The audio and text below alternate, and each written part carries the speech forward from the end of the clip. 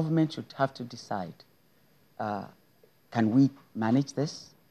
And if we cannot manage it, there are different ways that we could raise money for the universities. There are grants, there are gifts, endowments, all sorts of alumni. All of these are not being explored.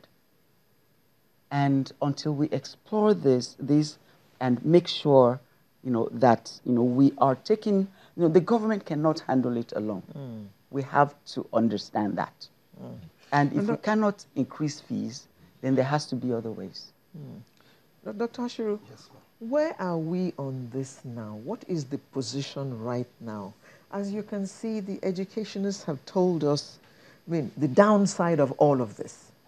And everybody is eager to see these children back in school. Some are supposed to be graduating already and going to their youth service. They can't go. INEC is complaining about those people it is going to use for the elections. We don't even know that these kids are going to be back in school for elections. Well, you see, thank you There'll be no youth I'd like corpus. to make one or two points in response to what our distinguished prof has just said. One, I do not agree that education in developing societies like ours should be a business. I do not agree. Government has a responsibility to educate its people. And that's what we must make this government to understand. Suppose government can't afford it. There's a linkage. I'm coming to address that. Yes. There's a synthetic linkage between education and the development of a society, between education and democracy. And that's why we have the kind of system that we currently have. So education cannot and must not be treated as a business. That's one. Number two, Nigerian government, talking specifically, will have money for what it chooses to spend money on. Only recently, 800 billion naira was used to bail out Skybank, which is now Polaris Bank. Between 1999 and today, 1.38 trillion have been used to bail out one bank or the other. And members of the political class and their cronies that collapsed these banks are working freely in Nigeria. And here we are, blaming the victim for the crime of an oppressor organization that is refusing to be alive to its responsibilities. Having said that, let me also make it clear here that enshrined in the Nigerian Constitution is the fact that education in Nigeria shall be free. And the question about paying, students are already paying. You come into the University of Lagos today, you are charged all manner of fees, acceptance fee. To accept an admission to a university, you pay 20,000. In some universities, more. You pay for kinship, you pay for hardship, you pay for all kinds of ships. And you total it together, going into hundreds of thousands. In some other universities, 200,000, etc. So it is not correct that parents are not already paying. They are paying. The only tuition free is not free education. The only thing that government says it will not charge for reasons adduced by Dr. Okoro here is tuition. But over the years, universities have ingeniously created ways, of, should I say, extorting money from parents. So then the question... Please, let me, the last point I'd like to make is this, please, Neta, okay.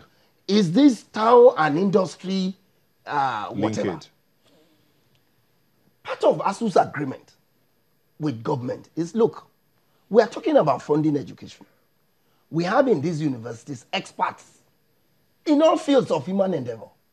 Now, rather than give contracts to all these foreigners who will come, siphon the money back to their country, why not engage contiguous universities in some of these consultancy jobs, and even in construction. There are civil engineering departments, complete engineering departments in some universities that can handle some of these, your contracts. But because we run a contractocracy, if you don't give it to those contractors, you won't get the requisite front back or kickback or whatever they get, you know, from the processes. So they cannot patronize universities in that regard. Not only that, there are products of researches lying idly in various universities in Nigeria. Even the industries, because of the body language of the state, are refusing, you know, to approach these universities for products of these researches. Only recently, University of Lagos announced to the world that we can control the traffic, you know, on Ikorodu Road occasioned by this cargo economy that we are running, importing everything. Up till now, nobody is talking to Unilag about it. And I cannot put my research output at your disposal pro bono.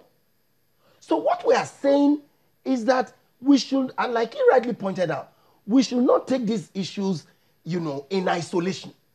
We should take it holistically. Look at a system, a political elite that is not only irresponsible, is not accountable to the people of this country, in all of this, but accountable, you know, to paymasters outside this country. You have not answered my question. At what level are these negotiations now? When do we expect the children to go back to school? That question should be put at the doorstep of the Minister of Education. It's the same point that I'm making. But you have been having negotiations with them. Where are you in those negotiations? The president of ASUU just addressed a press conference.